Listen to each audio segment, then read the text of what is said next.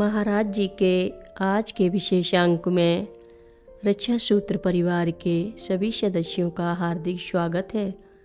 बाबा जी के भक्तों को राम राम। उनकी आज्ञा न पालन करने का कोई प्रश्न ही नहीं था। भले ही उससे आगे भी उनके साथ चलने को कहा जाए, कोई भी व्यक्ति अपने को कितना भी निकट क्यों न समझे, बाबा जी के लिए अपरिहार्य नहीं होता था। उनकी वास्तविक यात्राएं अकेले ही होती थीं। मैं हल्द्वानी लौट आया और अपने नैतिक जीवन में व्यस्त हो गया।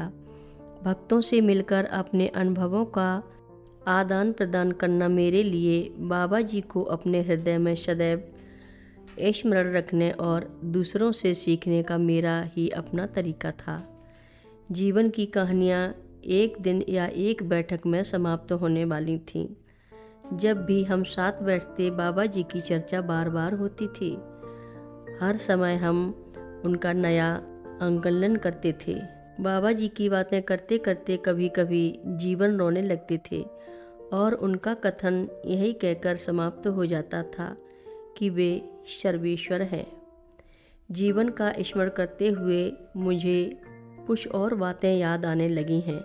हम दोनों का बाबा जी के साथ का जीवन एक ही समय प्रारंभ हुआ था और यद्यपि बाबा जी ने अपना शरीर त्याग दिया, जिससे हम उस केंद्र बिंदु से वंचित हो गए हैं जहां हम अपनी सारी चिंताएं डाल दिया करते, फिर भी हमारा सत्संग आबाद गति से चलता रहा है।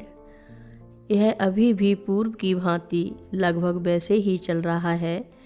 तुलाराम के पश्चात अब कोई दूसरा वैसा व्यक्ति नहीं है जिनके साथ मैं बैठकर स्वतंत्रता पूर्वक रसामृत का पान कर आनंदित हो सकूं।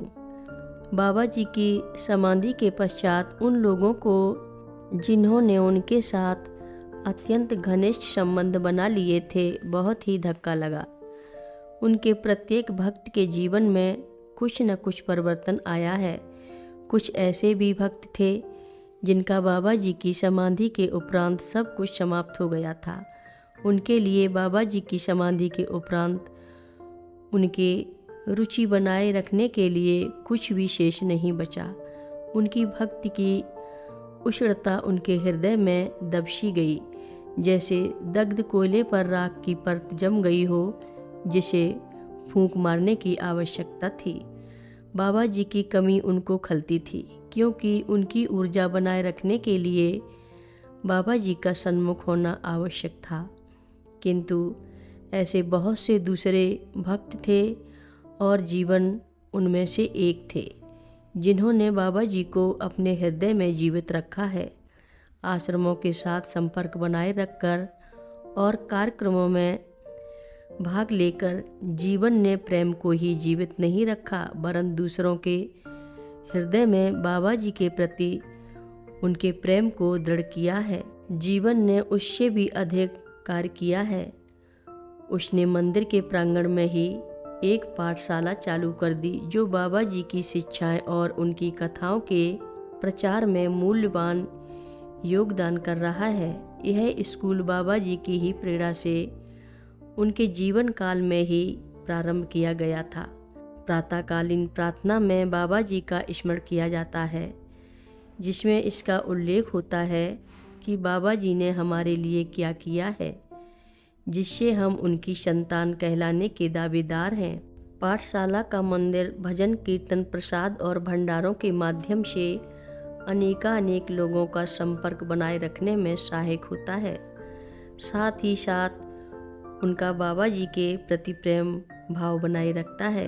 मंदिर और इससे संबंधित धार्मिक और आध्यात्मिक साधनाएं जो दूसरों के हित के लिए व्यवस्थित रूप से चलाई जाती हैं, उन लोगों के लिए जो इनमें लगे होते हैं, उनके लिए गंभीर समस्याएं उत्पन्न करती हैं। कथा लंबी है, आगे की कथा सभी भक्तों को अगले भाग में सुनाएंगे। हर रोज़ महाराज जी की कथाएं सुनने के लिए सभी भक्तों का धन्यवाद। रक्षा सूत्र चैनल को सभी भक्त सब्सक्राइब करें, शेयर करें और लाइक करें। घंटी बजाना ना भूलें। कमेंट बॉक्स में लिख भेजें जय नीव करोरी बाबा जी महाराज।